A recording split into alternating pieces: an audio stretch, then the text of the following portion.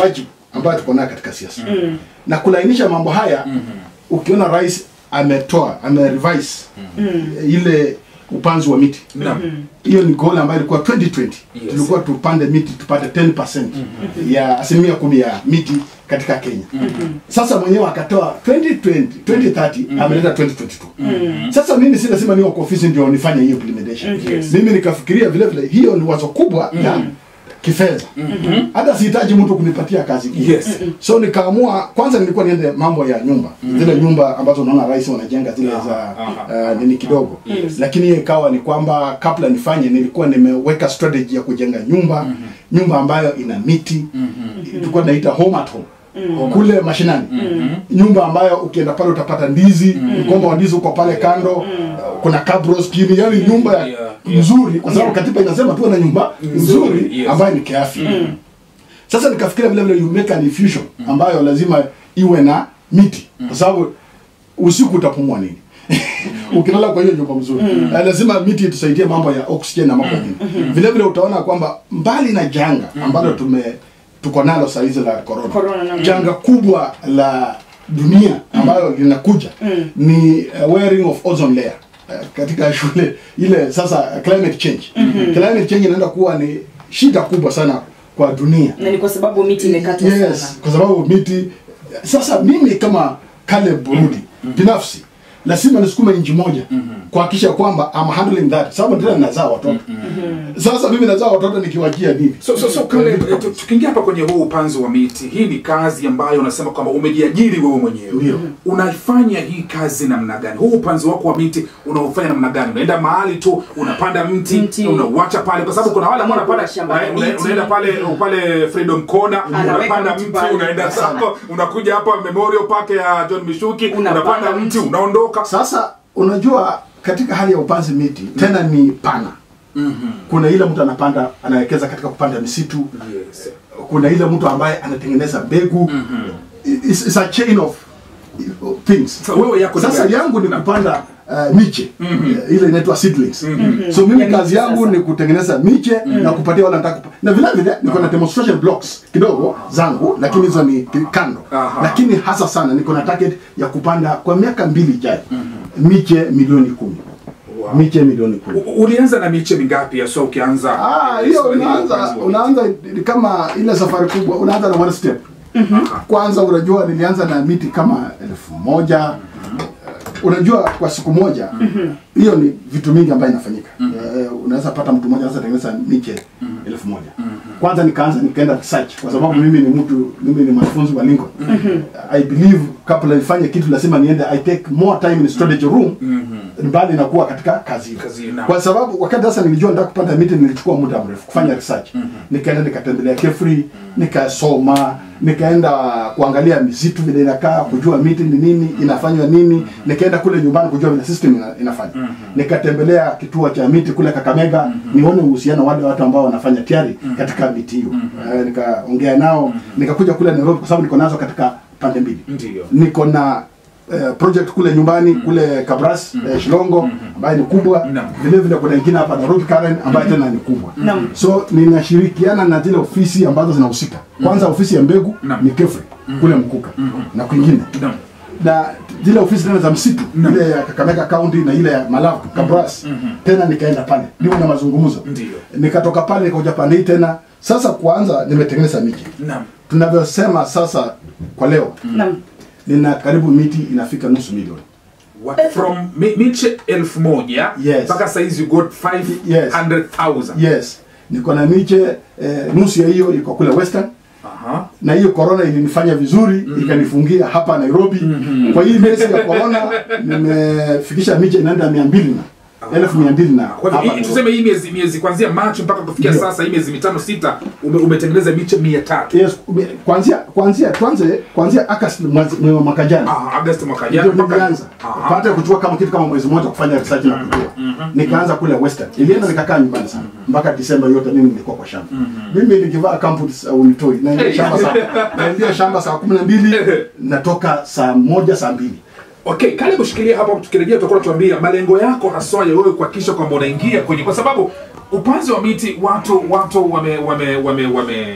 tumesikia tu kwamba kuna upanzi wa miti, lakini nataka malengo yako ambayo yalikufanya kabisa uingie kwenye upanzi huu wa miti. Caleb, utakuwa unatuambia. Msikilizaji, ni awamu ya pili ndani ya Kazi Mpango. Kumbuka bado hiyo ni 100 mara 20.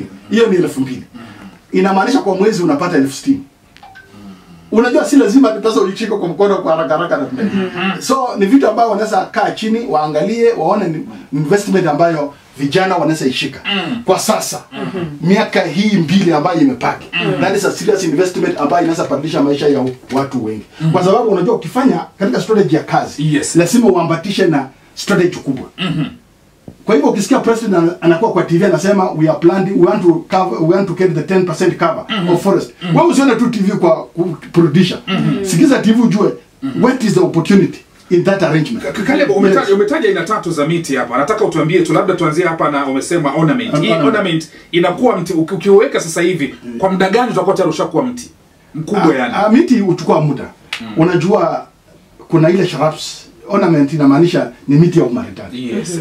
So hata zingine zikiwa ndogo bado ni maridadi. Zikiwa kubwa bado ni maridadi zaidi.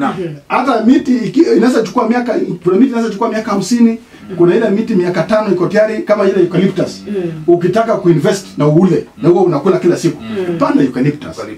Ile plugam. Ile pora usipande karibu na maji kwa sababu wamesema tusipande karibu na maji, inanyonya maji sana. Lakini ukiwa na shamba tuseme ununue eka moja eka mbili na uweke miti yake 2000, baadaye utapata miti moja inaenda kwa shilingi 500, shilingi 1000, shilingi.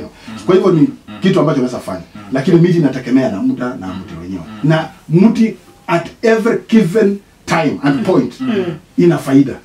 Unajua faida si pesa tu. Hata umaridadi ile nimesema ni faida nyumbani. Kivuli ni faida nyumbani. Upepo mzuri. Ile siku utakata ni faida tena nyumbani. Ile kuvuta mvua inavuta ni faida tena nyumbani. Kwa hivyo ni kitu ambacho nasema kwanza miti it's not by choice. It is a must we plant trees if you want to have life. Hiyo ndio dawa ya kwanza. Kumbuka kuna mheshimiwa mmoja alisema, wewe unapoona kuna shimo, panda mti. Unaona mahali kuna shimo tu wewe, panda mti. Hiyo basi sasa. Anasema kazi kazini. Mimi nina swali kwa mgeni. Challenge za upanzi wa miti ni zipi kuanzia labda pale kwa nursery bed? Kwa nursery bed. Kwanza ni kutafuta mbegu mzuri. Kwanza lazima uwe karibu na maji. Naam. Na maji. Kitu ya kwanza lazima uwe karibu na, kwa sababu inakana uwekee maji kila wakati. Unajua nursery ni kama nursery ya watoto. Ukiuliza mama vile wanachunga mtoto. Anasangia mtoto kuna choto, unamtoa nguo. Nasikia baridi. Kuna baridi lazima uweke nguo ya kumvalisha. So miti inaangaliwa hivyo. Kutoka kwa mbegu yenyewe na tena kuelewa. Kuna mbegu ambazo usipopanda kwa njia ambayo inatakana. Inaweza chukua hata miaka 2 ndio yote. Lakini kuna wale wanajua ujuzi wake. Sengine wanachemsha kwa maji usiku, unaweka pale, unapata wiki moja miti imetoka. Utapata miti iko na challenge kama ni kama acacia. Ile miti unaona naivasha kwa wingi. Iko na challenge kama hiyo, lazima ujue ndio ipande vizuri. Kuna miti kama pambu. Kwa sasa mimi nimetoa pambu nyingi sana. Na mara ya kwanza ilionekana looks like it's very impossible. But mimi naweza kuambia nikiotesha pambu within 2-3 weeks imeanza kuota. Ndio ndio kama ni ngumu. Kwa hivyo tena usifanye tu, hata mimi huambia watu, hata ukiwa mfanyikazi wa nyumbani. You must invest in knowledge. Yes. You must invest in knowledge. Kwa hivyo research ni muhimu. Usiwe tu mama kufua nguo. Jua kupika chapati. Ujue hii familia inataka salad. Salad inawekwa nini?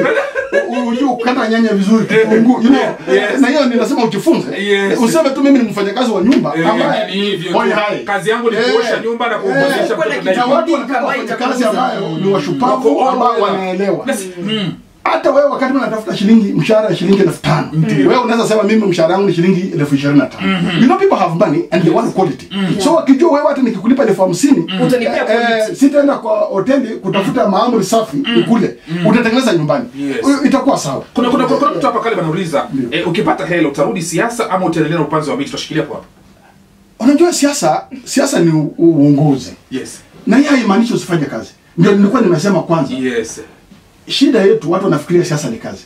Mimi nataka kuambia siasa just by the way. Mimi nikienda kuchukua kitu kule nyumbani, siende kuchukua kitu kwa sababu ni biashara, si kazi. Hiyo ni kutetea watu so that I can influence some policies around the country ambayo inaweza fika mahali ambapo sitafika. Kwa sababu kwa mfano nikienda leo niseme na juzi tulifanya katika mambo ya public private partnership. Nilihusiana na wenzangu kule bunge. Tukasema 30% ipatiwa kina mama. Hiyo inaenda mbali. Hata hiyo mambo ya miti pengine nikienda bunge naweza sema kijana yote apatiwe pesa fulani apande miti fulani, so that we are dealing with climate change. Tusingoje climate change wakati ozone layer imeisha ndio tuanze kukimbia kusaidia watu. You know, you must think ahead, and I think that is what we really want. So tukienda katika uongozi, unajua mimi mwenyewe naweza panda miti, lakini sangine policies lazima tuweko pale ambazo ni mzuri. So siasa ni kwenda kuweka policies. It has nothing to do with what I do. I'll do what I do. In fact nilikuwa naambia watu wa Malaba, naweza wapatie miaka 5 ama mnirudishie nifanyie kazi yangu. Na sababu sasa mimi siko pale, mimi nafanya kazi yangu miaka 5. Kuna msikilizaji mwingine pia anauliza kazi kazini. Swali langu ni, ukitaka kufanya upanzi wa miti lazima ukoe na barua kutoka kwa watu wa Kenya Forest ama unaweza anza tu ukulima? Wewe unaanza, lakini ni mzuri ujiregister. Okay. Sababu hiyo inaitwa network. Utafanyaje kazi ambayo hautambuliki, watu hawajui uko naye na upate mawaidha? Kuongea na watu wa Kenya Forest haimaanishi kuna sheria ambayo itakusumbua. Inamaanisha utapata mwongozo na mwelekeo. Watakueleza pande hii miti ya kupandwa ni aina fulani, pande hii ni miti ya aina fulani. Kama Eastern mara nyingi mimi sikujua, lakini Eastern hatuna ile inaitwa forest blocks. Yani mara nyingi ile miti inakana kule Eastern Kenya ni ile miti ya forest. Kule Western Kenya utapata ni kama miti kama cypress, blue gum, kwa sababu wanataka wa harvest. Sijui kama tunaelewana. So inafanya vizuri katika hali hiyo. Ukienda katika milima Kenya, kuna ile miti cedars, ile miti ngumu nini inamea kule vizuri. Kwa hivyo watu wa Kenya Forest ni marafiki zetu. Serikali imejiweka, ofisi ya serikali itakani kusaidie kuelewa ni nini unafanya na nini inahitajika. Kumalizia tu labda namwambiaje yule kijana pale nje ambaye bado hajaiweka nguvu kazi yake kuhakikisha kwamba anafanya kitu ambacho labda baadaye kitamletea mavuno akisubiri labda kuajiriwa tu? Nimefanya vitu mingi na lakini nataka niambie vijana. The world is so huge. The only problem ambayo kutukana na watu, kwanza hawataki kufikiria, alafu pili hawataki kufanya bidii. Inatakana kwanza ufikirie, ujikubali, kusoma, fikiria, alafu sasa uweke bidii. Na watu wanatafuta watu wazuri ambao wanafanya kazi. Ukiona mtu hana kazi, nataka kuhakikishia leo hapa, ukiona mtu hana kibarua, either is indisciplined, either is lazy, either is not thinking. Kwa hivyo vijana tunataka tukisema hakuna kazi Kenya tuache hiyo story. Wacha nikwambie, unajua kuna vitu ambavyo imeandikwa na kina Lincoln na mimi naamini. Anasema if you are given a street to sweep, sweep it the best way you can. And then everybody who passes there anasema here is a great sweep.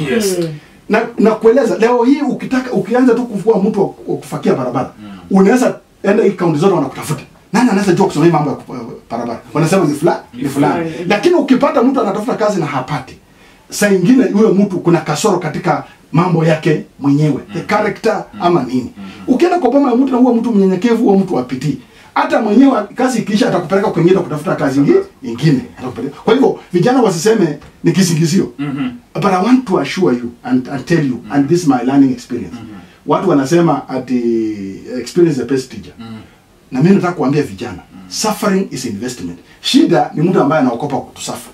Mimi saa nyingine naenda kule nyumbani, nimekueleza nataka ujumbe ndio, lakini mimi navaa gumboot, naenda nakaa kwa shamba kutoka asubuhi mpaka jioni, so that I can really see what is happening. It's suffering that I've given to myself. Labda kumalizia kabisa, Caleb, salamu zako kwa watu wawili. Unajua unatoka kule maeneo ya Busia, hapa bila salamu itakuwa hiyo ni criminal. Kwa kelele. Tutafuta tetracycline hapo.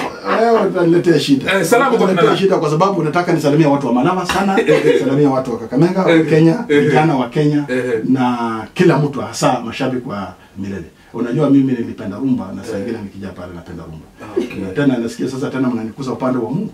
Pengine mtakumbuka wakati nitoke, mnichezea wimbo ambao nifunze kunyamaza. Kuna wimbo anasema kufundisha kunyamaza. Hata kaka Zema anahitaji kufundisha kunyamaza. Sana kunyamaza. You know, in silence you think great. Asante ndugu Caleb. Asante sana kwa kukubali kuja kuzungumza pamoja nasi ndani ya